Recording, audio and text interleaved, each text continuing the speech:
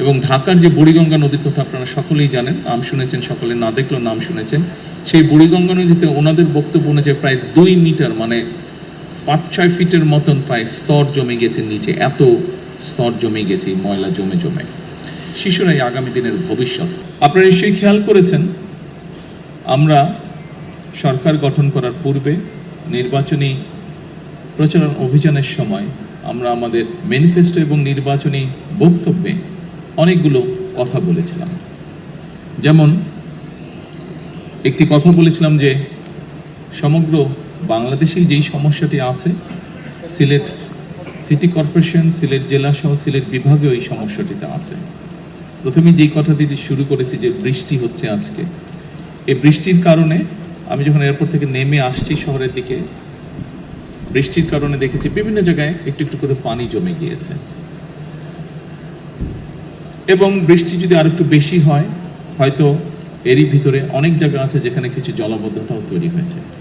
এরই ভিতরে আমরা দেখেছি পাহাড়ি ঢল, অতিবৃষ্টি সব কিছু মিলিয়ে সুনামগঞ্জ এলাকার বিরাট একটি অংশে কৃষকরা বিশেষ করে ক্ষতিগ্রস্ত হয়েছে, তাদের ফসল ক্ষতিগ্রস্ত হয়েছে। সুনামগঞ্জ ছাড়াও আরও যেগুলো হাওর অঞ্চল আছে বাংলাদেশের বিভিন্ন জায়গায়, কিশোরগঞ্জ আছে, নেত্রকোনা আছে, ময়মনসিংহের ওদিকে আছে, এরকম অনেকগুলো জেলায় এরই ভিতরে বিভিন্ন জায়গায় কৃষকরা বিশেষ করে ক্ষতিগ্রস্ত হয়েছে।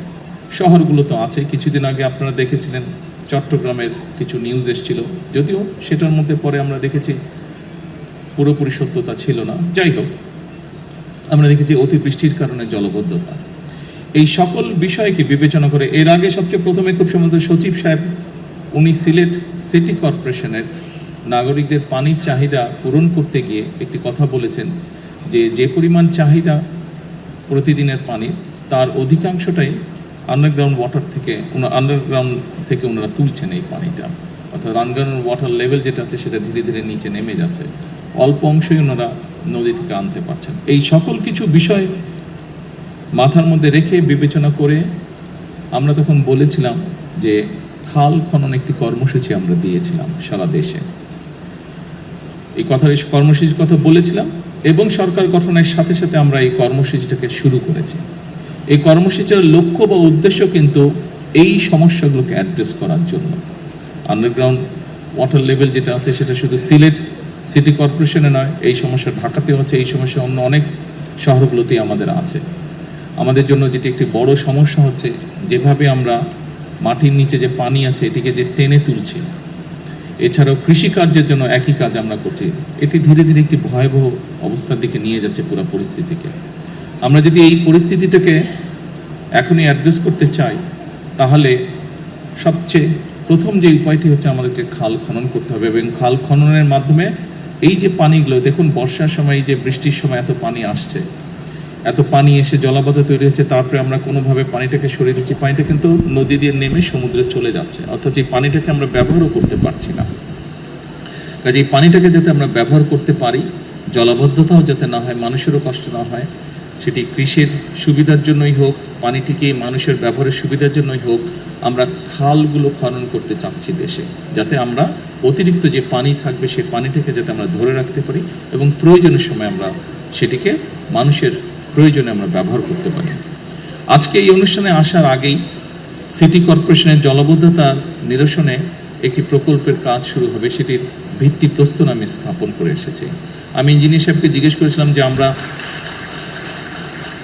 ওনারা যেই প্রেজেন্টেশন দিয়েছেন তারপরে যেটা আমি বুঝতে পেরেছি যে এই কাজটি সম্পন্ন হলে আমরা ধরে নিতে পারি ইনশাল্লাহ সিলেট শহরে জলাবদ্ধতা হবে না, অতিবৃষ্টি হলেও বা বৃষ্টি হলেও জলাবদ্ধতা হবে না। তবে অবশ্যই এখানে আরেকটি বিষয় আমাদেরকে খেয়াল রাখা প্রয়োজন, যেই সমস্যাটি শুধু সিলেটে নয়, যেই সমস্যাটি আমাদের প্রায় সবগুলো শহরে সামগ্রিকভাবে হয়তো সমগ্র দেশেই আছে। এখানে মুক্তাদি সাহেব একটু আগে আমাকে বলছিলেন যে সুরমা নদীতে খুব সম্ভব সচিব সাহেবের বক্তব্যের মধ্যে বোধহয় বিষয়টি ছিল যে সুরমা নদীতে বিভিন্ন পলিথিন থেকে আরম্ভ করে, প্লাস্টিক থেকে আরম্ভ করে, টিন থেকে পড়তে পড়তে যে স্তরটা জমা হয়েছে বেশ পুরু হয়ে গিয়েছে। প্রায় বছরখানেক আগে, তখন তো অবশ্যই আমি লন্ডনে ছিলাম, সেখানে আমি যে কোনো একজন ভদ্রলোকের সাথে আলাপ করছিলাম যার কিছু এক্সপার্টিস রয়েছে এই বিষয়গুলোর উপরে। এবং ঢাকার যে বুড়িগঙ্গা নদীর কথা আপনারা সকলেই জানেন, নাম শুনেছেন, সকলে না দেখলেও নাম শুনেছেন। সেই বুড়িগঙ্গা নদীতে ওনাদের বক্তব্য অনুযায়ী প্রায় 2 মিটার মানে 5-6 ফিটের মতন প্রায় স্তর জমে গেছে নিচে, এত স্তর জমে গেছে এই ময়লা জমে জমে। এই বিষয়টি কম বেশি প্রায় সবগুলো বাংলাদেশের শহরের ক্ষেত্রেই প্রযোজ্য, এবং এই বিষয়টিকে যদি আমরা এখনই অ্যাড্রেস করা না ধরি তাহলে একটা সমস্যার মধ্যে পড়তে হবে। বুড়িগঙ্গা নদীর পানি অসম্ভব রকম বিষাক্ত হয়ে গিয়েছে। এইভাবে যদি সবগুলো নদী বিষাক্ত হতে থাকে তাহলে একটা অসম্ভব ভয়াবহ পরিস্থিতিকে আমরা সকলে ধাবিত হচ্ছি। কাজেই এই বিষয়ে আমাদের মানুষকে সচেতন করতে হবে। সিটি কর্পোরেশনকে আমি অনুরোধ করব, অবশ্যই আপনারা বিভিন্ন প্রকল্প গ্রহণ করবেন মানুষ যাতে সেবা পায়, কিন্তু একই সাথে পাশাপাশি যদি আপনারা মানুষকে অ্যাওয়্যার করার জন্য, সচেতন করার জন্য কতগুলো উদ্যোগ নেন, যেমন প্লাস্টিক, পলিথিন, কাগজ, যে কোনোই বর্জ্যদ্রব্য হোক না কেন, এই জিনিসগুলো যত্রতত্র যাতে আমরা না ফেলি। এইটি যদি আপনারা বিশেষ করে যতগুলো সিটি কর্পোরেশনের ভেতরে স্কুল আছে, ছোট ছোট বাচ্চা, বিশেষ করে প্রাইমারি স্কুল, হাই স্কুল, এই বাচ্চাদেরকে যদি এই জিনিসগুলো শেখানো ধরেন, কারণ হয় কি বড়রা শিখলেও কিছু শুনলেও সহজে শিখতে চায় না।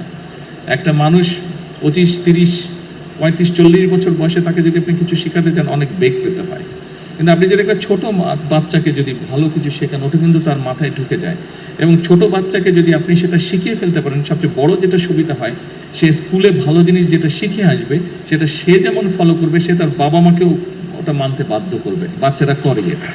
সেই জন্য আমি সিটি কর্পোরেশনকে অনুরোধ করব, এবং শুধু সিলেট সিটি কর্পোরেশন নয়, এই বিষয়টি আমি সকল সিটি কর্পোরেশনকে অনুরোধ করব, আপনারা যদি অন্তত আপনাদের এলাকায় সিটি কর্পোরেশনের ভিতরে যে সকল স্কুল আছে সেই স্কুলগুলোতে যদি আপনারা কোনো উদ্যোগ নিয়ে বাচ্চাদেরকে এই বিষয়গুলোতে সচেতন করতে পারেন, তাহলে আমরা ধীরে ধীরে এই কাজটি শুরু করতে পারবো, যে পরিবেশকে আমরা আস্তে আস্তে আস্তে ঠিক করে আনতে পারবো।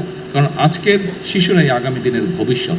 তারা দেশ এবং জাতির জন্য ভালো কোনো কিছু আজকে যেটা শিখবে, ডেফিনেটলি তারা যখন বড় হবে, তারা ইনশাল্লাহ যখন একটি অবস্থানে যাবে কেউ না কেউ, তারা সেটি দেশের জন্য, সমাজের জন্য, মানুষের জন্য সেটি তারা অ্যাপ্লাই করবে।